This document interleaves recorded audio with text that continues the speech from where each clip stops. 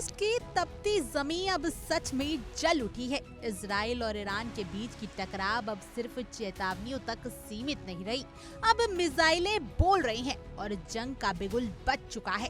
इस बार इजराइल के प्रधानमंत्री नेतन्याहू ने खुलकर ऐलान कर दिया है कि ईरान के खिलाफ ऑपरेशन राइजिंग महज एक कार्रवाई नहीं बल्कि एक मिशन है, जिसका मकसद है ईरान से उड़ते परमाणु खतरे को हमेशा के लिए खत्म करना।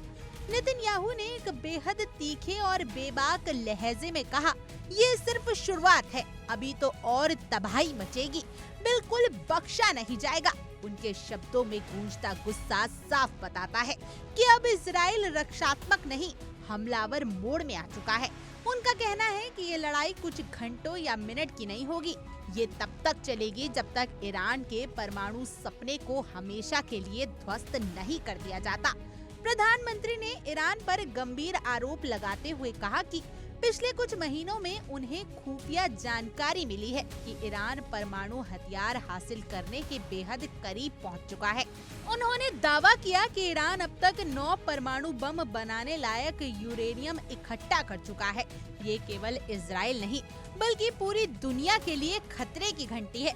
नेतन्याहू की ये चेतावनी सिर्फ एक बयान नहीं बल्कि एक रणनीतिक घोषणा है, एक ऐसी योजना जो ईरान के बर्बर शासन के खिलाफ निर्णायक कार्रवाई की जमीन पर तैयार कर रही है। उन्होंने कहा, 80 साल पहले यहूदी नाजी नरसंहार का शिकार बने थे। आज हम ये सुनिश्चित करना चाहते हैं कि यहूदी ईरान के परमाणु नरसंहार का शिकार न बने। ये वाक्य न सिर्फ भावनात्मक था बल्कि एक कूटनीतिक संदेश भी था कि अब इतिहास खुद को दोहराने नहीं दिया जाएगा। इजरायली प्रधानमंत्री ने देशवासियों से संयम बरतने और सुरक्षा बलों के निर्देश का पालन करने की अपील की। साथ ही साफ किया कि IDF यानी इजरायली डिफेंस फोर्स किसी भी जवाबी हमले का मुंह तोड़ जवाब देने के लिए पूरी तरह तैयार है। उन्होंने कहा, हम अपने बच्चे, अपने देश और अपने भविष्य की हिफाजत के लिए किसी भी हद तक जाएंगे।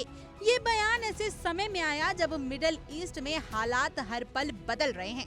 ईरान की ओर से आक्रामक रुख दिख रहा है, लेकिन नेतन्याहू की भाषा से झलकता आत्मविश्वास इस बात का संकेत है कि इजराइल अब रक्षात्मक नीति को अलविदा कह चुका है। ऑपरेशन राइजिंग अब केवल एक सैन्य ऑपरेशन नहीं बल्कि इजराइल के लिए एक अस्तित्व की लड़ाई है। इस पूरे घटनाक्रम ने वैश्विक राजनीति को हिला दिया है।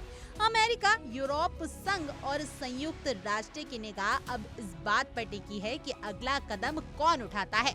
लेकिन एक बात तय है, मिडल ईस्ट में जो शुरू हुआ है वह केवल एक संघर्ष नहीं, एक ऐतिहासिक मोड़ है और इसकी गूंज आने वाले दशकों तक सुनाई देगी। Bureau report, India daily.